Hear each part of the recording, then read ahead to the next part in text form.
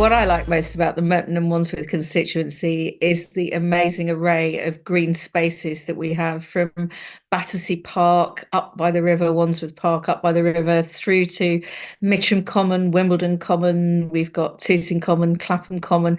It's just such an amazing area for anybody to live in. And for someone like me who's got dogs, there's so many different places you can take your furry friend for a walk.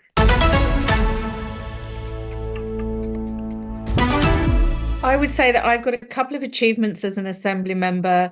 Since 2016, I produced a report when I was chairing the Environment Committee, and I said that I wanted to look at single-use plastic water bottles, and they were very sceptical about doing a report on this, and we came up with some really strong recommendations, and the Mayor of London really liked them.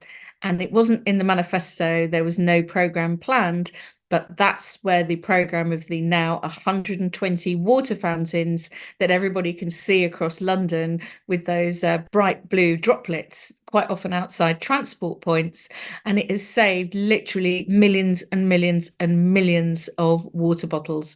The other thing is, I produced my own report, not through one of the committees. We can do that as Assembly members. Mine was on nature around new developments, biodiversity around new developments. And there were a couple of concepts in there that made their way into the London plan. One was biodiversity net gain. So if you're going to start a development, there's got to be more nature after you finish than there was when you started. So there's got to be a net gain. And that's now just been adopted nationally by the government. So that is a concept that is really coming into force now. And the other thing is a concept called the urban greening factor. And it's not so much a concept, it's a way of measuring how much green you must include in a development. And there's a couple of cities around the world elsewhere that are using it, Southampton here in the UK. So we now have the London greening factor. So those are my proudest achievements.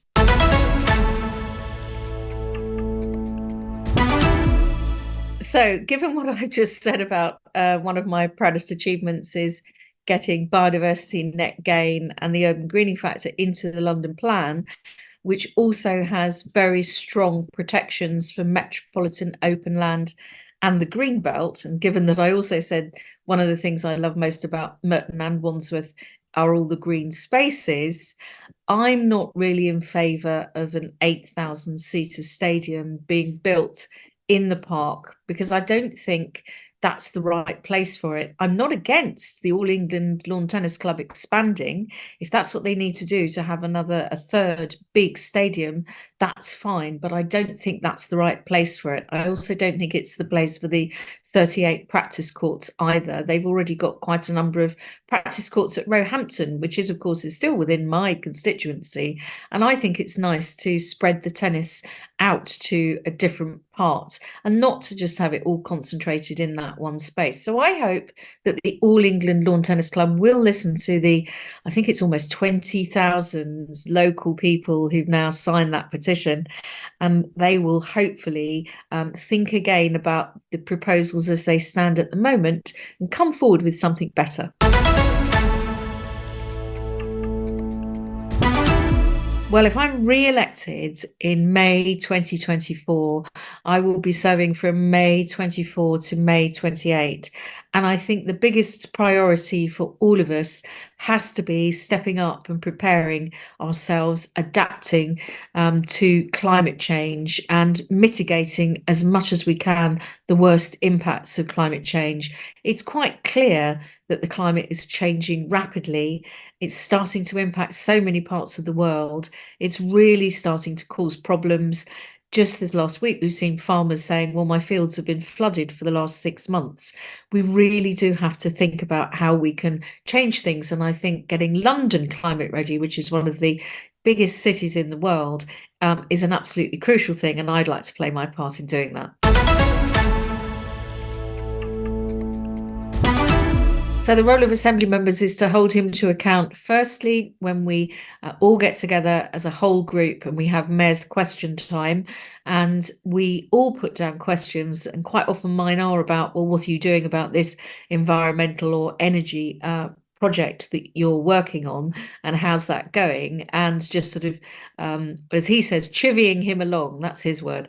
But we also do it through the committees on a cross-party basis. And they can be very successful when we all come together, regardless of political party, and we delve into something in a lot of detail. And we partly hold the mayor to account, but sometimes we look at a mayoral initiative and we say, well, this is something that you could do, or this is something that you could do better.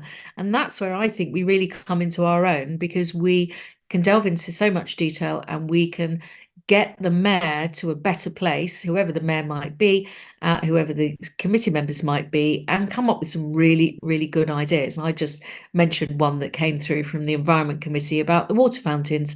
No one had that in their manifesto, and yet there they are all over London. Riverside.